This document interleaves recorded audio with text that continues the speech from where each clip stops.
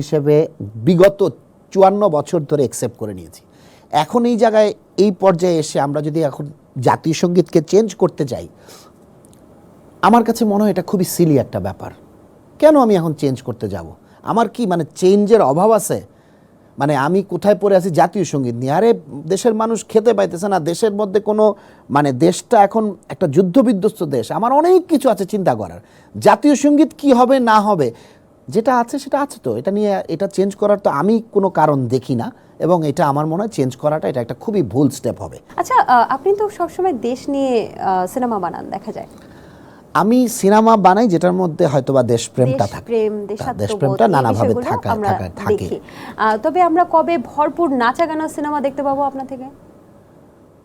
দেখেন, নাচা গানা তো জাগতেও ছিল, ঝুমঝুম ঝুম বৃষ্টি ছিল, পথে চলতে চলতে ছিল, ওরা ৭ জন মুক্তিযুদ্ধের ছবি ছিল, তারপরে ওখানে একটা গান ছিল যে মন নৌকাতে, ওটার মধ্যেও নাচা গানা ছিল।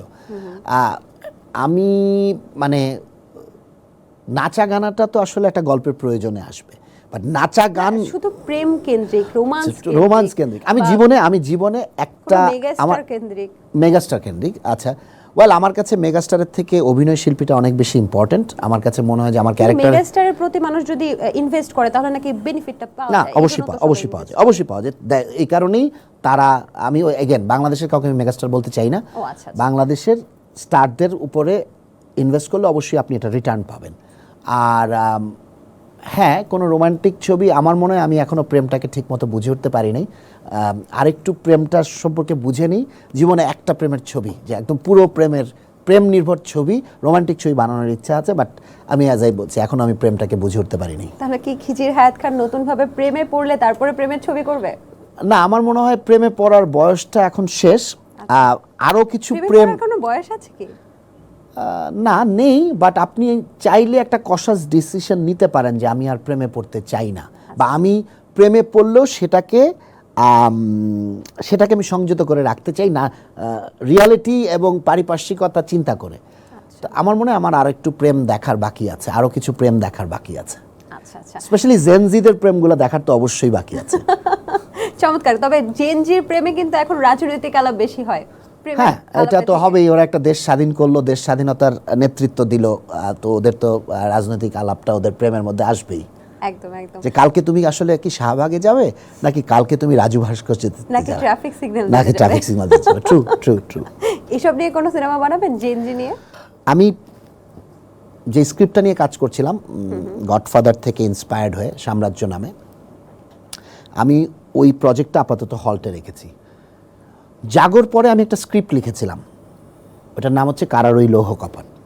ছবিটা আমার খুব পছন্দের একটা হিন্দি সিনেমার থেকে ইন্সপায়ার্ড, ওটার নাম হচ্ছে রং দে বাসন্তী। বাট আমি ছবিটা বানাতে পারবো কি পারবো না, সেন্সার পাবে কি পাবে না, এই কারণে আমি এটা স্ক্রিপ্টটা রেখে দিই।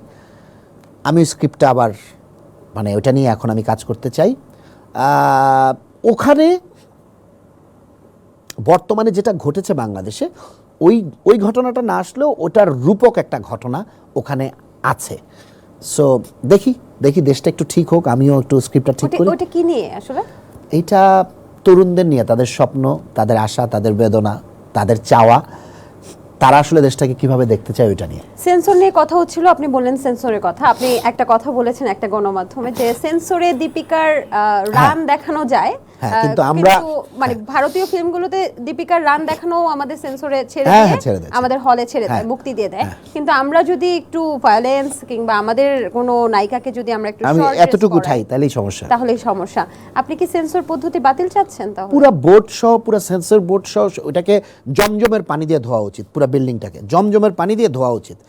কলুষিত হয়ে গেছে, 50 কোটি টাকার বিল্ডিং, বাট ওখানে যা হয় জমজমের পানি ঢেলে এটাকে দেখেন না, ওখানকার যেসব সেন্সর বোর্ডে যেসব সদস্য, তারা কি কথা লিখছে, এই যে আলো আসবে এই গ্রুপে, গরম পানি ঢেলে দিতে চান।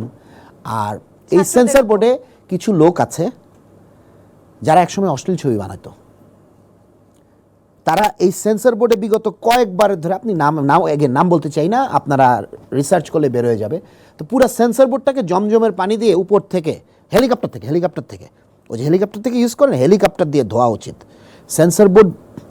আমাদের সেন্সর বোর্ডের আইন তো